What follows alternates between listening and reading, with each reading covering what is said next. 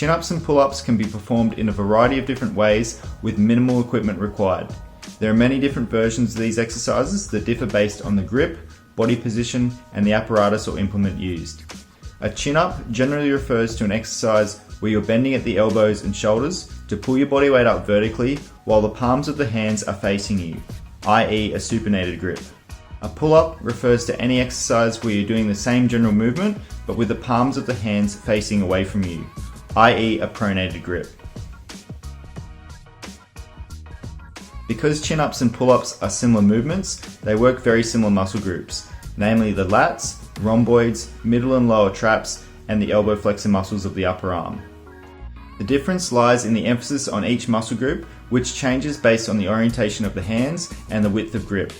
For instance, a wide grip will emphasize the lat muscles differently compared to a more narrow grip where the hands are brought closer together. And an underhand grip will emphasize the biceps more than an overhand grip. A neutral grip pull-up lies in between and requires less mobility and often less strength than a conventional pull-up or chin-up.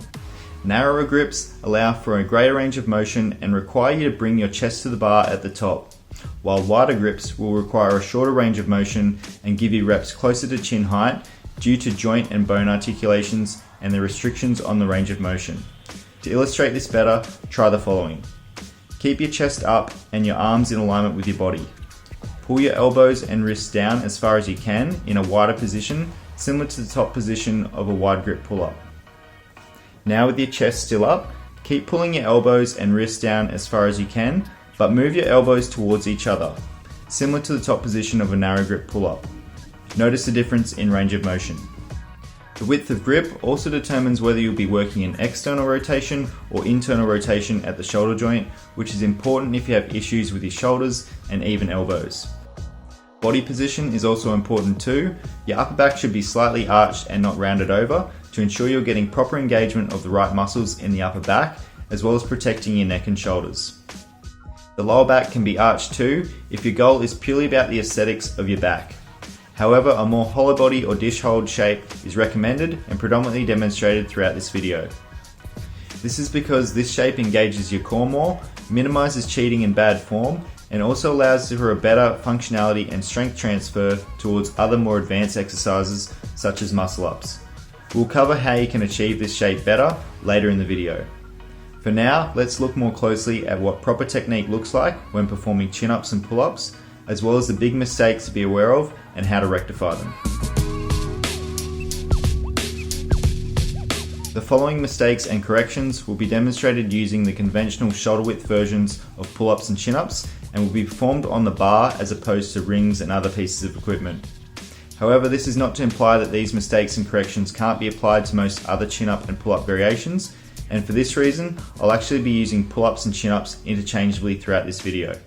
Now here is your list of the do's and don'ts when it comes to mastering chin-ups and pull-ups. The first mistake is not engaging the upper back properly. This causes shrugging of the shoulders and rounding of the upper back, where the necessary upper back muscles are not being engaged properly. This is usually a result of poor postural alignments and thoracic immobility being brought into the gym, as well as having a tendency to mistakenly rely on the muscles that internally rotate the shoulder. To fix this, you need to fully engage your upper back and shoulder blades instead of yanking up with your arms. To do this, you should start each rep by first squeezing your shoulder blades down and together to engage your middle and lower traps, rhomboids, and other crucial muscles of the upper back. Continue this squeeze all the way through the movement to the very top of the exercise.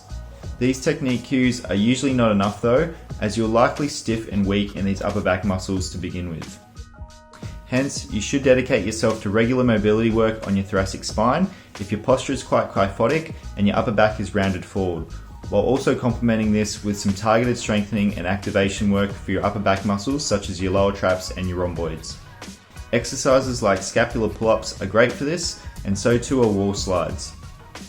For more information on how to perform these exercises, check out our upper body mobility and stability videos, and don't forget to grab your free copy of our shoulder stability guide via the details in the description of this video. Flexing the neck and craning over the bar is another common mistake when performing pull-ups and chin-ups. This usually works in tandem with the previous mistake and causes tightening of the intervertebral foramens of the spine. This can cause pinching on some of the nerves that innervate the muscles required to do the pull-up and can also produce tension headaches and tightness in the muscles of the neck. To correct this, keep the head and neck in neutral alignment and pull your chin over the bar with your back and arm muscles, not your neck muscles. Aim to make your chest touch the bar each rep, and for some people it can also be helpful to visualize pulling the bar to the floor rather than pulling themselves over the bar.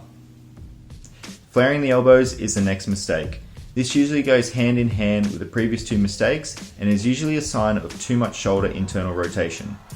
This mistake often puts unwanted stress on the elbows and wrists. To rectify this, drive the elbows towards and past your sides and aim to keep your elbows in alignment with your wrists throughout the exercise. Along with the wall slides mentioned earlier, some more dedicated shoulder external rotation work will really help correct this. Another very common mistake is kipping and tucking the legs up. This creates momentum and shortens the lever arm to make the exercise easier. This leads to the wrong muscle groups being engaged and the right muscle groups being inadequately engaged. Chin-ups and pull-ups are most effective when you perform them with an engaged core and a strict body. All bodyweight based hanging exercises require an element of core activation in order to do them correctly, and contracting your core will minimize energy leakage and put constant tension where it belongs, on the muscles of your arms and upper back. So be sure to keep your core locked on and tight by using a dish or hollow body hold shape when performing your pull-ups and chin-ups. If you struggle to engage your core and keep your body from kipping or swaying, then make sure you see our tutorial on how to properly perform the hollow body or dish hold exercise. The next mistake on the list is wriggling and warming up. Similar to the last mistake, this one comes from a lack of strength and stability in the proper muscle groups and trying to progress your chin-ups and pull-ups quicker than your technique allows. As with most exercises, you want to use a fast concentric and controlled eccentric phase with your pull-ups and chin-ups. For more on the correct exercise progressions for your level, as well as how to progress your chin-ups and pull-ups properly, see our video, How to Do More Pull-ups and Chin-ups. Not using a full range of motion is another big mistake when performing pull-ups. This mistake seriously jeopardizes the exercise benefits as well as your ability to make gains from session to session with your pull-ups and chin-ups. You need to strengthen your muscles through a full range of motion for not only gains in muscularity and strength, but also to prevent injuries from occurring. To ensure you use a full range of motion, aim to touch your chest on the bar every rep and ensure your arms are almost fully extended at the bottom of every rep with your scapula engaged. You should be focusing on using your lats, rhomboids, and your middle and lower traps to pull yourself up from the bottom to the top of every rep that you do. Now that you know the major mistakes and what a bad chin-up or pull-up looks like, let's take a closer look at what these exercises look like with good form. Start from a full hang with your core engaged in a hollow body or dish shape.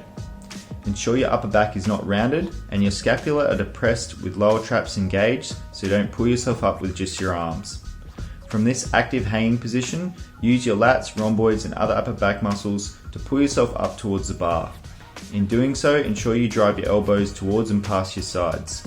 Keep your head and neck neutral as you approach the bar, aiming to touch your chest on the bar. At this stage, your shoulder blades should be squeezed down and together fully at the top of the movement.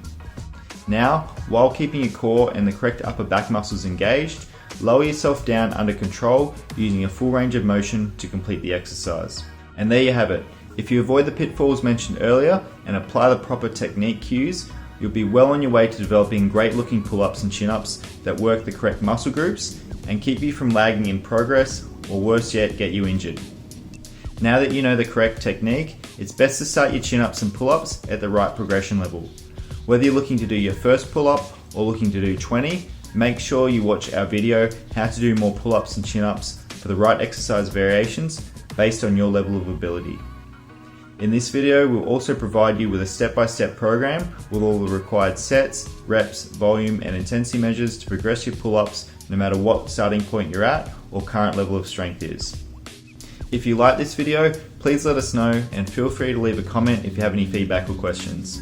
Again, make sure you read the description of this video so you don't miss out on any of our bonus information, including training programs, nutrition plans, and many other great resources.